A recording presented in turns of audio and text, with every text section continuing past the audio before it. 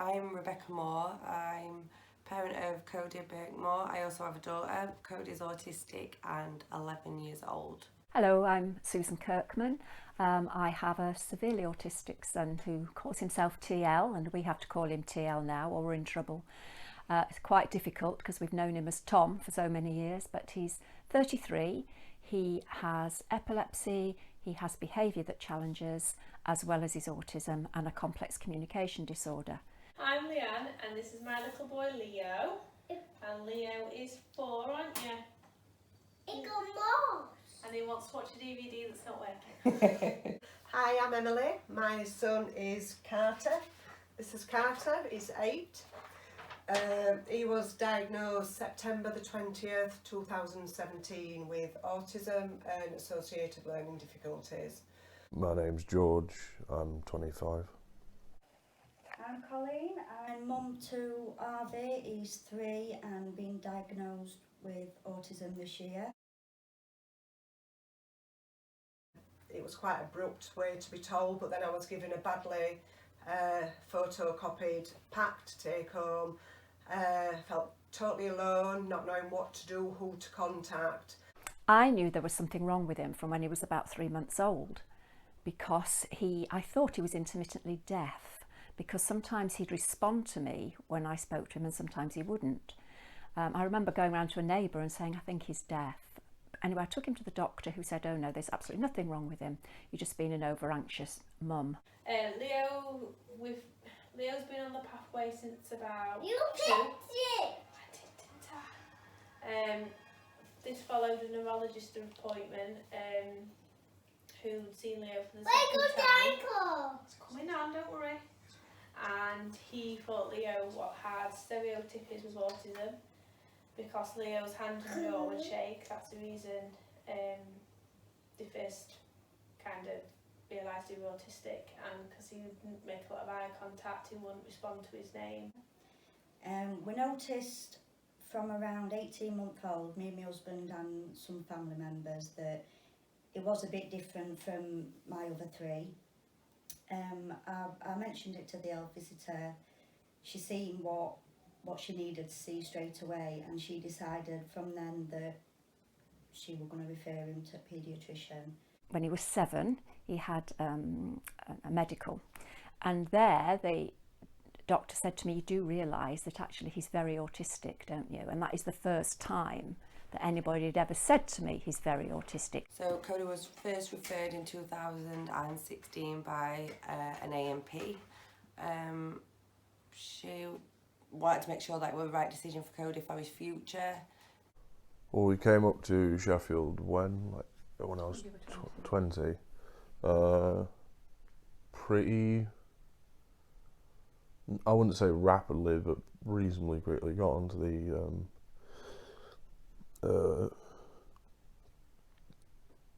support side, mental health side of things, because I mean, for a few years before that in Leicester, I wasn't exactly doing well, emotionally and mentally or whatever. He did actually reach some of the milestones he should have met, according to the health visitor, but there was still something obviously wrong with him in terms of communication. So eventually we kept going to and from the GP, who told me again I was an over-anxious mother and all the rest of it. And we got an appointment at Reigate when TL was 3. So that was 2016. In the February 2017 we were triaged and was told that we would have an appointment to be on a pathway. Cody then didn't get diagnosed till February 2018. We got onto the mental health thing pretty quick, but from the point of the occupational therapist telling me that I probably had autism or what have you, to actually getting a diagnosis was about a year. We waited around 8 weeks for the paediatrician appointment. It wasn't long at all, and from that appointment he had to go back in another 3 months. But we actually received a phone call when we got home to say that they'd seen what they needed to see, and they was going to send him refer him to the pathway. They said there was around a 12-month waiting list for that. I think we waited about 9 months, and then we got his pathway appointments through. They seen him on a Thursday for 3 weeks, and then they diagnosed him on the 3rd week. I can't complain at all. Everything ran so smoothly. It was having speech therapy during this time, and everyone involved in Harvey's diagnosis from start to finish were great.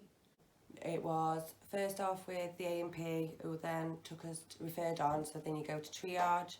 From triage you then have to wait to see the actual psychologist and diagnosis, so you have no support in between that time at all, or any appointments in between.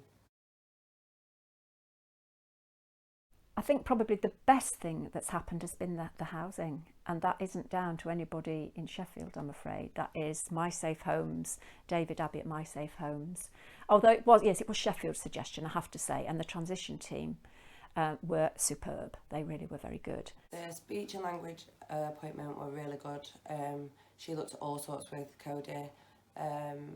So that was part of the first appointment. He then seen the psychologist in second appointment. They then liaised, and I went back a week later to discuss diagnosis or non-diagnosis myself. And those 2 appointments were really good, and the staff were really good as well. Dr. Hayes was absolutely brilliant. He's the only doctor in DRI I can say that I've got faith in. We've had him for about 2 years, I think it is, maybe a bit longer, and when he sees Leo, he gets down on Leo's level. He makes sure that he's in front of Leo, not behind him, so he doesn't startle him. He'll sit and play with Leo before he examines him. He explains everything before he does it, so we can talk to Leo, we know what he's going to do, rather than just going and doing it. Now I can honestly say, again, it ran so smoothly. We were really happy with everything and everyone that's been involved in like I say, from start to finish. Now it's been brilliant, all of it. No, we've been called an overly worried mother, and we haven't listened to her. This kid is one on my list to get seen, quick get in, quick get out. And the talk that we had a week later was really good, really insightful, but nothing from them. You don't have any support from them. That's it. It just ends. And so no post-diagnostic support at all? Nothing. No, you don't get nothing. No. Because none of the services talk to each other. So you have social workers doing their thing, but they can only do what they can do, and no one is signposting to each other. So it took 4 years for me to get signposted to the fact that I could actually get 3 years maybe, to the fact that I could get some education and training. And then by that point I only had a year left until I had to leave because funding was cut. And of course a lack of social workers, so everything is delayed, and you can put in a bid for an assessment, as I've said, and it's months and months later. And they refuse to pass on information and integrate, and the education group doesn't talk to the adult social services group. The adult social services group doesn't talk to external help. The therapy and doctors services don't talk to the lifestyles of people. It just doesn't make any sense. We had a fantastic year last year with Carter at school. He had the correct support in place.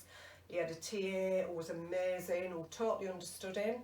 She got him reading, she got him writing.